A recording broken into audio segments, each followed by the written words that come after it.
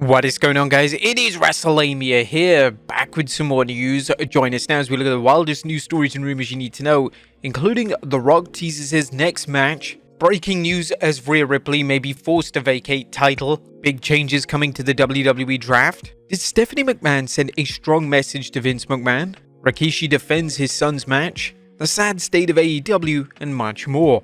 Be sure to subscribe and hit that notification bell for daily wrestling videos, and follow us on Facebook for exclusive lists. Also check out our new videos on Wrestlelamia XL. Now let's hit the intro and get straight into our first story.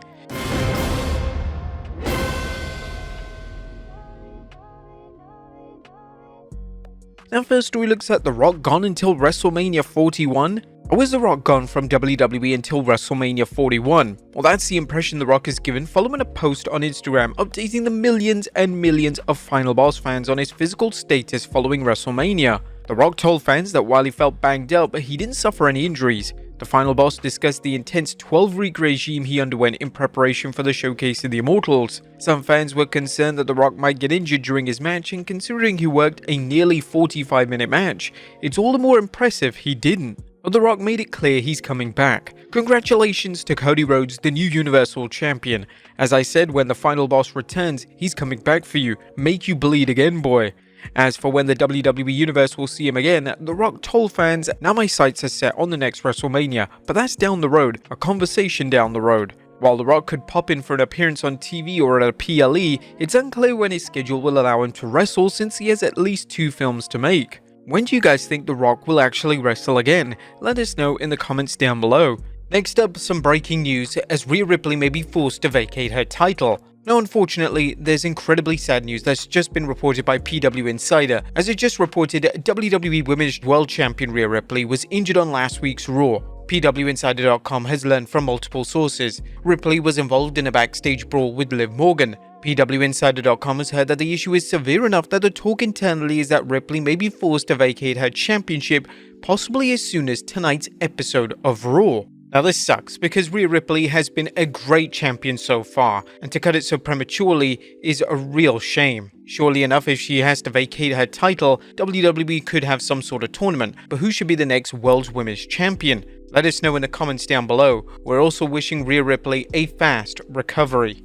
Next up, big changes to the WWE Draft. The WWE Draft is coming soon, and not only are they looking to piggyback on the hype surrounding the NFL Draft, which actually takes place around the same time, but it's looking to shape things up on all 3 brands. According to a recent Fightful Select report, there have been a few question marks over NXT's role in the draft, one being the possibility of main roster talent being drafted to NXT. Fightful Select's Corey Brennan has learned from sources close to the NXT creative process that this is not just a tease, with the Final Testament and Ivar's appearances on past Tuesday's edition of NXT setting the stage for other main roster stars to make the jump during the event as part of a renewed focus on making NXT the 3rd brand of WWE once again. While the WWE has occasionally discussed turning NXT into a 3rd brand on the same level as Raw and SmackDown, as opposed to coming off as a developmental territory, the WWE has never done anything to make this official. However, the WWE has brought in main roster talent to the Black and Gold brand for limited appearances and in some cases an addition to the roster. This resulted in higher ratings for NXT, and some observers believed it helped increase the ratings enough to land NXT a hefty rights fee increase through its upcoming deal with CW. Next up, several NXT stars coming to the main roster. In addition to Raw and SmackDown superstars possibly heading to NXT, it appears that several NXT superstars could soon appear on the Red and Blue brands. A new report from Fightful Select notes, Carmelo Hayes and Ilya Dragunov are set to be a lock for the main roster in the draft, while NXT Women's Champion Roxanne Perez's status for the draft still remains up in the air. WWE have also discussed bringing up Tony D'Angelo's family and Baron Corbin to the main roster. Corbin enjoyed a bit of a career resurgence on NXT after winning the NXT Tag Team Championship with Bron Breakker. However, is the WWE going to push Corbin if he returns to the main roster? If not, it may be better to leave him on NXT. What do you guys think? Next up, did Stephanie send a message to Vince McMahon? Stephanie McMahon's appearance at the Hall of Fame and her opening up night 2 of WrestleMania still has fans talking. And while the current belief is that she's not returning to WWE, former WWE talent Jonathan Coachman recently shared his belief that Stephanie sent a strong message to her father when she appeared at the Hall of Fame. During Paul Heyman's acceptance speech, Heyman lauded Triple H for his efforts in the WWE, and Coachman believes When Stephanie sat there next to Triple H, with Triple H getting his flowers, I thought that was a very clear message to her father that I'm not you, and you're not going to make me and my brother Shane, who's been out of business for several years, run away because she quit like a year ago. And to me, that was a more powerful statement than what Paul Heyman did. It was Stephanie sitting there, and we haven't seen her for a year. You picked that night to come back? Didn't you think that was calculated? Do you guys agree with Coach? Did Stephanie actually send a message to Vince McMahon? Let us know in the comments down below. Next up, the sad state of AEW. Now, is AEW doomed? While that's a question more fans are raising as AEW continues to struggle to fill arenas, a recent video is making the rounds showing AEW President Tony Khan addressing fans at a recent show in a way that can only be described as a bit cringy. Tony's efforts to rally fans, and not many fans at that judging from the video of the arena, has led to fans wondering how desperate the AEW boss is to keep people around for his show. Is anybody gonna drive a little bit west on I-74? Come see Dynamite on Wednesday? No!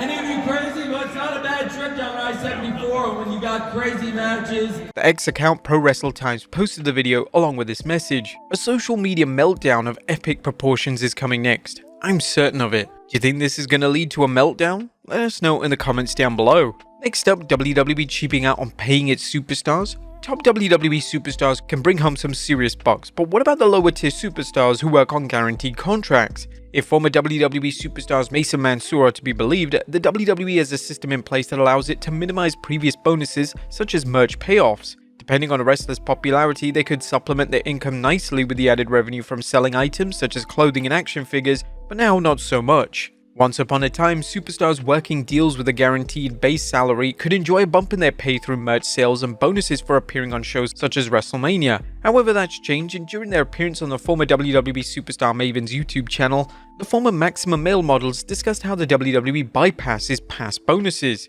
Mace discussed the WWE's bucket system. It's a little bit different now because what they have now, it's called the bucket system. So do we still have a downside in everything you do? Actually, you get paid technically, and it goes into this bucket. But as long as your bucket doesn't overflow, you just get your downside. Mansoor explained how. It's very complicated, but this is basically what it means. Every time you work a show, you get an invisible payment that doesn't actually go into your bank account. Okay, into a metaphorical bucket. The top of the bucket is your downside. If your downside is $120,000, and let's say every time you work a show, they make an invisible payment of $1,000, now you don't see that $1,000 until you make $125,000 worth of bookings on top of your downside. So anything above $125,000 that you made is extra as a bonus for you. As for merchandise royalties, Mason Mansoor explained that merchandise sales go into an imaginary bucket, so unless a superstar's revenue exceeds their downside, they don't see a dime. As Mason Mansoor described things, just how much superstars get paid for individual shows is arbitrary,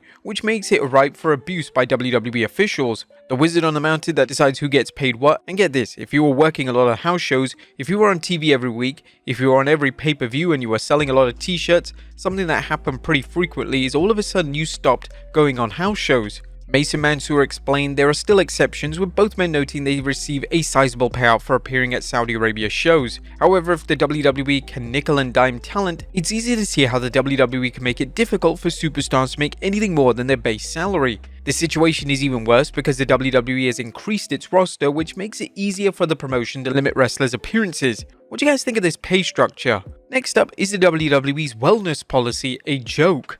Just how seriously does the WWE administer its wellness policy that is supposed to ensure wrestlers don't use illicit drugs, including performance-enhancing drugs? Well, not according to Mason Mansoor, who commented on the policy during their chat with Maven, sarcastically questioning how random it is and how there are different ways to get around it, including requesting testosterone replacement drugs. It's just one of those things where, yes, we have a wellness policy, there are ways to get around it. Everybody knows that because testosterone replacement therapy is something that people do. The two former superstars explained if you get a prescription, WWE doctors are like, well, you've got a prescription. I'm not going to say who obviously, but I do know guys who would right before getting their blood work done to test how much testosterone they had, they would eat a ton of junk food, McDonald's, shakes, they wouldn't sleep, they'd jerk off, so the test would be rock bottom. This isn't the first time that WWE's wellness policy effectiveness has been questioned, and it's unlikely to be the last.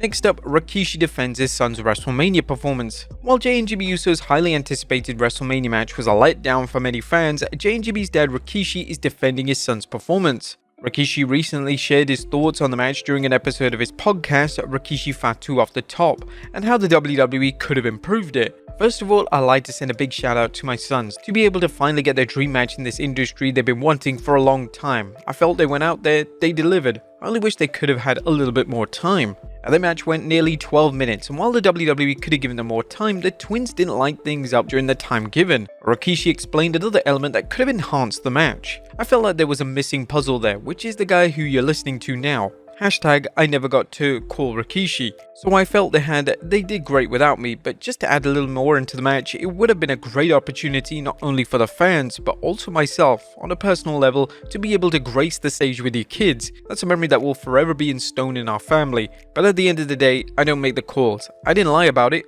I was right close by. I was in Philadelphia. Everybody knew where I was. But I never got the call. The WWE Universe would likely have responded well to Rikishi playing a part in the storyline. Do you think it could have helped? Let us know in the comments down below. Next up, WWE deletes bizarre tweet. It looks like someone is playing tricks with the WWE's X account, at least that's the impression WWE wants to create. WWE deleted a tweet full of question marks.